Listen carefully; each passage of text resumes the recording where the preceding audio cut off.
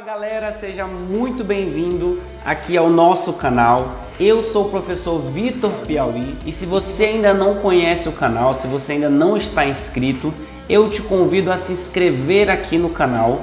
E caso você goste desse vídeo, caso você goste dessa resolução, se você achar que isso vai acrescentar aí nos seus estudos, eu te peço que você deixe um like nesse vídeo, ativa o sininho para você receber as notificações do canal em primeira mão e compartilhe esse vídeo com os seus amigos que também precisam desse conhecimento para poder se dar bem na prova do PAIS 1. Eu posso contar contigo nesse processo? Te agradeço demais e bora para esse vídeo porque esse vídeo está muito bacana. Nesse vídeo a gente vai tratar da resolução da prova do PAIS 1 de 2022. No momento em que eu lanço esse vídeo, em novembro de 2023, é a última prova que a gente tem. Eu resolvi dividir a resolução dessa prova em dois vídeos. Então esse é o primeiro, nos próximos dias vai sair o segundo vídeo contendo a resolução completa e comentada dos itens de química dessa prova. Eu vou deixar aqui para você um link contendo a resolução de todas as outras provas do PAIS 1 desde o ano de 2016. Então, se você é novo aqui no canal, saiba que aqui a gente tem resoluções completas e comentadas da parte de Química da prova do PAIS 1 desde o ano de 2016. É coisa pra caramba. Então, vamos começar aqui a resolução da nossa prova do PAIS 1 de 2022. Por que eu resolvi dividir essa resolução em dois vídeos? Porque são basicamente dois textos dessa prova que trazem itens de química. Esse primeiro texto, que é o que trata da produção do alumínio a partir do minério bauxita, e ele contém 6 itens, tá? Desde o item 75 até o item 80. E é disso que a gente vai tratar nesse vídeo. Acompanha comigo aqui, ó. Ele fala o seguinte, no item de número 75, a soma dos menores coeficientes estequiométricos inteiros que balanceiam a reação química apresentada é igual a 5. Então a gente tem aqui uma questãozinha de balanceamento, que é bastante comum de cair na prova do PAIS 1. E assim como aconteceu na prova de 2021, caso você não tenha visto, eu vou deixar o link aqui contendo a resolução dessa prova. Eu fiz ali uma série de 5 vídeos respondendo a prova do PAIS 1 de 2021.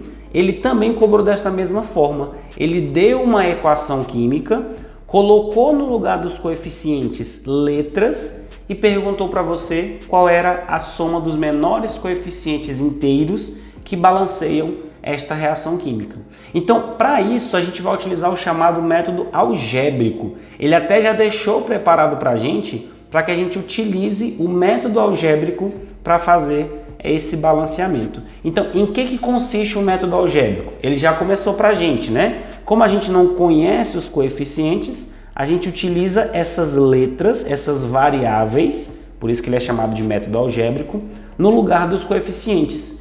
E aí a gente balanceia cada um dos elementos químicos considerando esses coeficientes como letras. Começando aqui pelo alumínio. Então, se eu for balancear o alumínio, quantos átomos de alumínio eu tenho no lado dos reagentes, que é o lado que está antes da seta?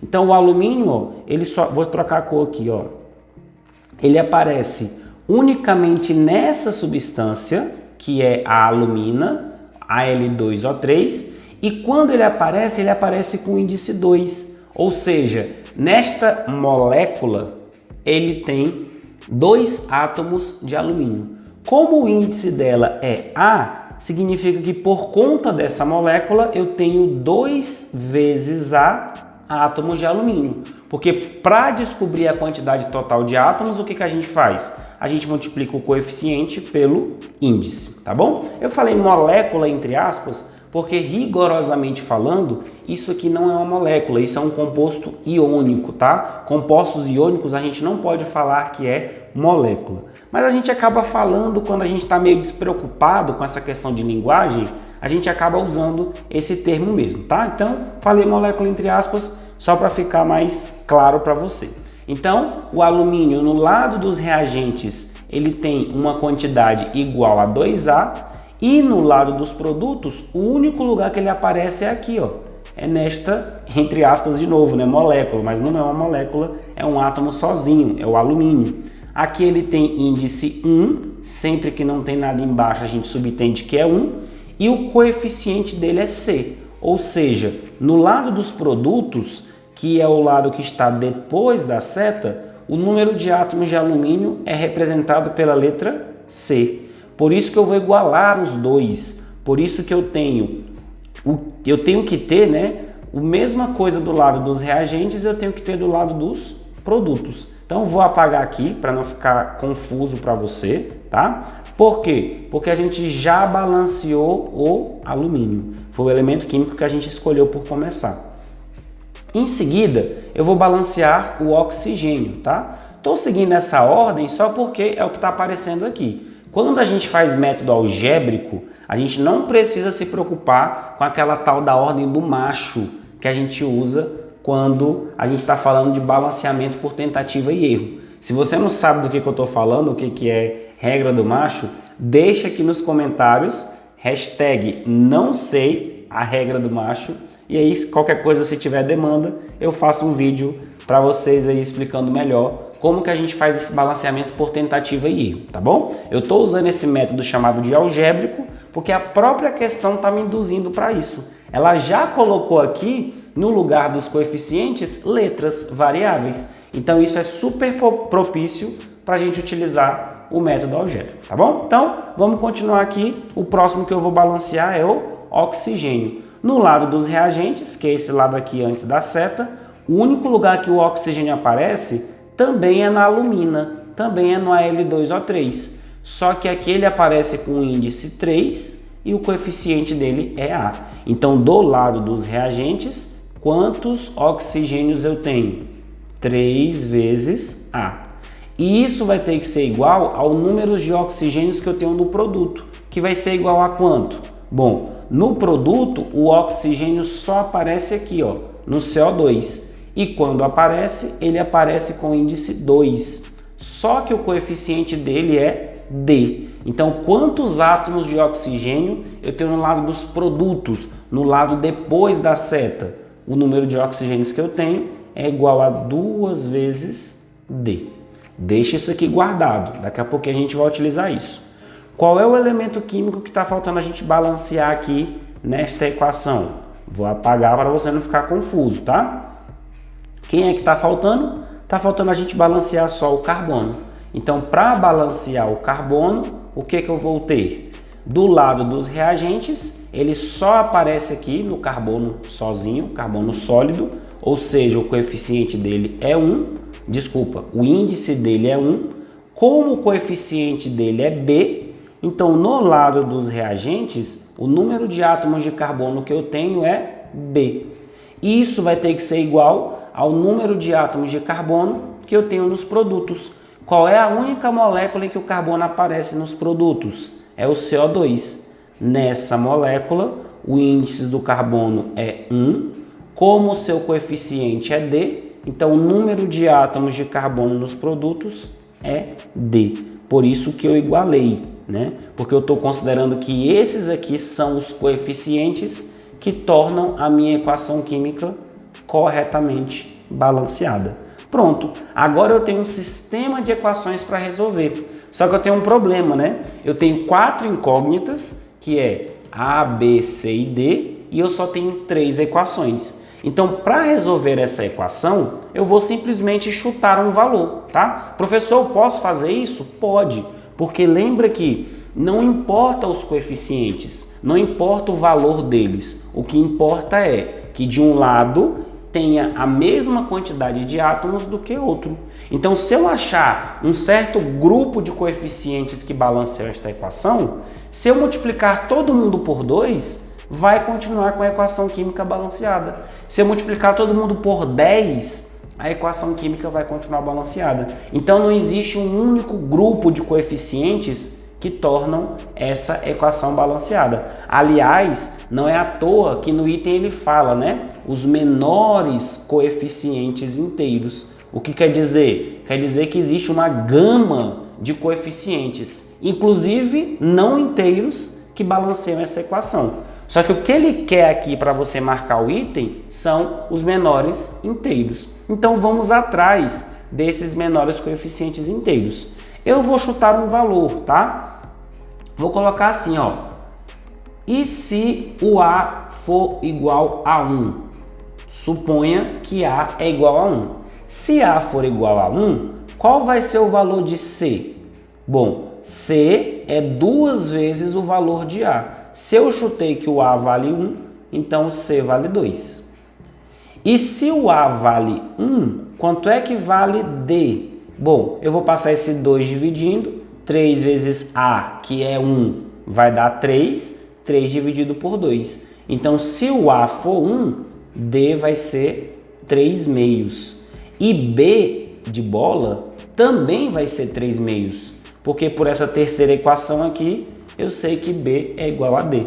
Aí você vai falar assim, tá vendo, professor? Você não achou números inteiros chutando que A vale 1. Beleza, não tem problema. Eu já sei que esse grupo de coeficientes aqui deixa a minha equação balanceada. Só que como eles não são os menores inteiros, o que eu vou fazer? Vou multiplicar todo mundo por 2. Porque aí, quando eu multiplicar todo mundo por 2, eu vou sumir com esse 2 aqui, do D e do B, que está tornando eles fracionários, e vou continuar com a minha equação balanceada. Então, neste caso aqui, ó, para ser inteiro, o A teria que ser 2, o C teria que ser 4, o B e o D deveriam ser 3. Então, estes aqui são os menores coeficientes inteiros que balanceiam esta equação que ele colocou aqui no texto. E aí, qual vai ser a soma deles? Tá claro que não vai ser 5, né? A soma entre eles vai ser 3 mais 3, 6, com mais 4, 10, com mais 2, 12. Então, a soma dos menores coeficientes inteiros que balanceiam a equação química apresentada é 12. Por conta disso, o item 75 está errado.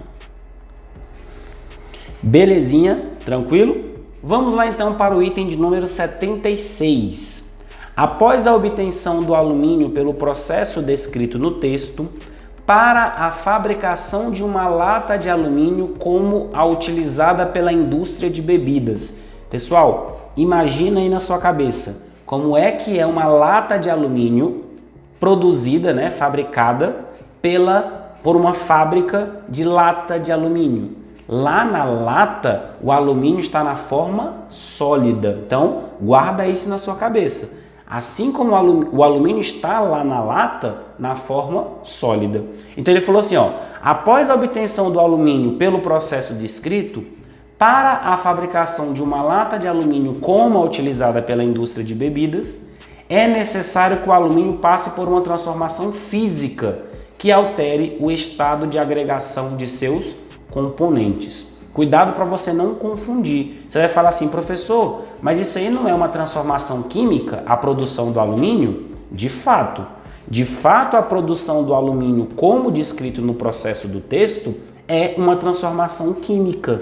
Porque, inclusive, você tem até a reação, você tem até a equação química que descreve esse processo. Só que o que ele está falando no item não é o processo de obtenção do alumínio, é o processo após a obtenção. Após a obtenção, para que eu gere uma lata, assim como aquela fabricada na indústria, o que tem que acontecer? A gente já comentou. O alumínio tem que estar na forma sólida. Só que se você observar aqui na nossa equação química, qual é a forma que o alumínio é produzido? Ele é produzido na forma líquida. Então, para que gere a lata, assim como ela é consumida, então tem que ter um processo de transformação física, que é o quê? Que é transformar esse alumínio no estado líquido em um alumínio no estado sólido. Isso aqui é uma mudança de fase, é um exemplo de transformação física. Então é por conta disso que o item está correto. E aí é que ele fala, ó, que altere o estado de agregação de seus componentes. O que é estado de agregação? Nada mais é do que estado físico. Então eu tenho que mudar o estado físico desse alumínio que está sendo obtido. De qual estado físico para qual estado físico? Do estado líquido para o estado sólido.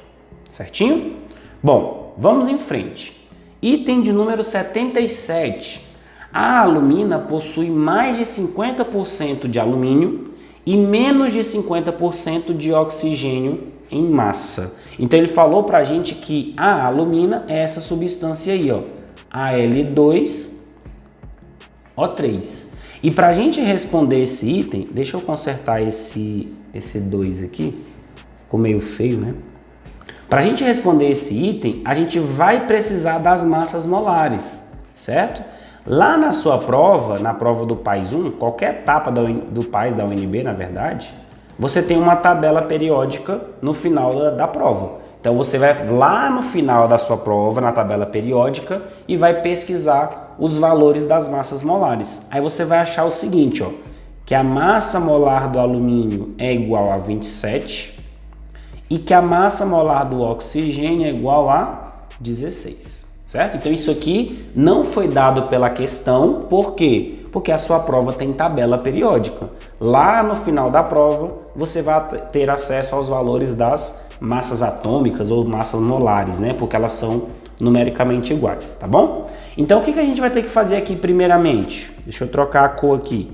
Vamos calcular a massa molar desse composto, da alumina, Al2O3. Como eu tenho 2 átomos de alumínio, então eu vou ter que fazer 2 vezes 27, porque a massa molar do alumínio é 27, só que eu tenho 2 átomos de alumínio, então 2 vezes 27, mais quanto de oxigênio? São 3 átomos de oxigênio, sendo que cada um deles vale 16. Então, fazendo esta conta, o que a gente vai ter aqui, ó? 2 vezes 27 vai dar 54, mais 3 vezes 16 vai dar 48. Quando eu somar essas duas coisas, eu fiz aqui, né, mas de toda forma dá pra gente fazer aqui direitinho, ó. 54 mais 48 vai dar 102 gramas por mol. Quanto desses 102 é que são de alumínio? 54. Então, esses 54 aqui é que são de alumínio. E quanto que é de oxigênio? São 48. Então, como a massa molar dela é 102, quanto que seria a metade? Quanto que seria os 50%? 51. Então, de fato, o item está correto, porque eu tenho mais de 50% de alumínio, porque se o 50% é 51 e o alumínio deu 54, então eu tenho mais de 50% de alumínio e tenho menos de 50% de oxigênio, porque se o 50% é 51 e o oxigênio deu 48, então menos de 50% em massa de oxigênio. Por isso que o item está correto. Item 78. Conclui-se das informações do texto que a referida reação de obtenção do alumínio é exotérmica. E aí, para você responder isso, você tem que ficar muito atento com a letra do texto, com o que o texto está te trazendo. O que vai fazer você acertar esse item é o que ele está dizendo bem aqui, ó. Esse processo requer o fornecimento de imensas quantidades de energia. Ou seja, esse processo para obtenção do alumínio requer que seja fornecido para ele imensas quantidades de energia. Então, se vai ser fornecido energia para esse processo, então significa que esse processo não é exotérmico, significa que o processo ele é endotérmico, significa que ele absorve energia. Por isso que vai ter que ser fornecido imensas quantidades de energia, porque esse processo absorve energia. Se ele fosse exotérmico, o texto teria que trazer informação dizendo que ele libera grande quantidade de energia, não que é fornecido para ele. Ele deveria dizer que fornece, por exemplo, não que é fornecido para o processo. Beleza? Então, essa é uma das formas que a prova do PAIS 1 cobra essa questão de reação endotérmica e reação exotérmica. Ela te dá algum indício no texto de que a reação libera ou absorve energia e quer que você diga se ela é endotérmica ou se ela é exotérmica. Às vezes ele coloca até gráfico para você poder julgar se o gráfico lá de energia está relacionado certinho com o tipo de reação. Fica atento com isso. Item 79. De acordo com o modelo atômico de Dalton, na reação de obtenção de alumínio a partir da alumina, estamos falando ainda da mesma reação, átomos de alumina se combinam com átomos de carbono, produzindo átomos de alumínio e átomos de dióxido de carbono. Esse item ele está errado. Dalton não falava que isso aqui é um átomo, certo? Ele já sabia que as substâncias são formadas pela combinação de átomos. Ele não usava o termo ligação química, igual a gente usa hoje, né? Mas ele já falava-se em combinação de átomos. Então, quando eu tinha certas substâncias formando outras substâncias, isso é uma reação química, eu tinha uma recombinação, um rearranjo desses átomos. Não que uma substância é representada por um átomo, aqui não, ó. Aqui na alumina a gente tem 5 átomos, 3 de oxigênio e 2 de alumínio. Então eu não posso falar que é um átomo de alumina, tá certo? Nem à luz do modelo de Dalton, porque embora ele não soubesse as fórmulas moleculares como a gente sabe hoje, né? Ele não sabia, por exemplo, que a água é H2O, ele não sabia, mas ele sabia que a água era formada por 2 tipos de átomo, os hidrogênios e os oxigênios. Ele não sabia quanto para quanto, mas ele sabia que uma substância não é formada por um átomo apenas, mas sim por uma combinação. E quando essas substâncias passam por uma reação química, elas mudam simplesmente a forma como elas estão combinadas, tá bom? Então por isso que o item 79 ele está errado. E aí, para a gente finalizar esse bloco de itens, a gente tem um item de número 80. Ele fala o seguinte: conforme a lei de Prost, a proporção de átomos de alumínio e oxigênio na composição na alumina será sempre a mesma, independente de como ela seja obtida. Onde é que está o erro deste item? Onde é que está o pecado desse item? Por que que o item 80 é errado? Porque ele misturou conceitos. Quando a gente fala da lei de Prost, a gente está falando de proporção em massa, não é proporção em número de átomos. Então, por exemplo, deixa eu só colocar aqui, ó, proporção de massa. Então, se eu pegar aqui, por exemplo, essa substância aqui, ó, vou colocar aqui no cantinho, CH2O. E se eu pegar essa substância aqui, ó, C6H12O6, elas são substâncias que têm massas diferentes. Tem também quantidade de átomos diferentes. Aqui na primeira molécula eu tenho um átomo de carbono, 2 de hidrogênio e 1 de oxigênio. Aqui nessa outra molécula, que é a glicose, eu tenho 6 átomos de carbono, 12 de hidrogênio e 6 de oxigênio. Então elas têm massas diferentes e elas têm número de átomos diferentes. Só que se você fizer a proporção em massa em cada uma dessas moléculas, você vai ver que ela é a mesma. Embora elas tenham um número de átomos diferentes, elas têm a mesma proporção em massa, que era isso que a lei de Prost falava, tá bom? Então por isso que o item está errado, porque ele está misturando lei de Prost, que é uma proporção em massa, com necessariamente proporção em número de átomos, coisa que não é verdade. Pode ter 2 moléculas diferentes, com proporção de átomos diferentes, com quantidade, na verdade, né, de átomos diferentes, mas a proporção em massa ser a mesma. Ficou claro? Finalizamos essa primeira parte da resolução da prova do PAIS 1 de 2022. Se você chegou até aqui, te agradeço demais pela sua atenção. Se inscreve aqui no canal. Se você gostou, deixa um like nesse vídeo e não se esquece de compartilhar com quem você sabe que vai se beneficiar desse vídeo. Te agradeço demais mais uma vez e eu te vejo no próximo vídeo, que é o segundo desta resolução. Até lá!